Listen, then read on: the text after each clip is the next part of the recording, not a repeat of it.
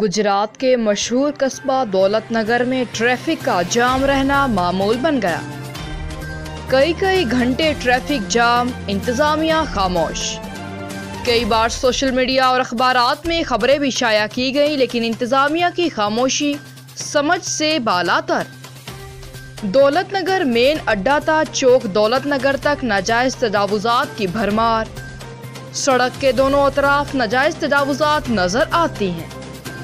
ऊपर से रही सही कसर रिक्शे और रेडी बानों ने निकाल दी है। स्कूल टाइम पर बच्चों और बच्चियों को गुजरने में भी सख्त दुश्वारी का सामना करना पड़ता है।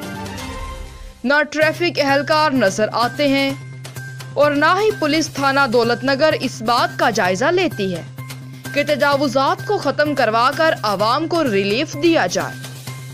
अहले इलाका और गिरदोनवाह के मुअज़्ज़िज़ीन अफराद और ख़वातीन ने मीडिया से गुफ्तगू करते हुए कहा कि ख़वातीन समेत स्कूल के बच्चे और बच्चियों समेत बुजुर्गों को भी गुजरने में मुश्किलात का सामना करना पड़ता है।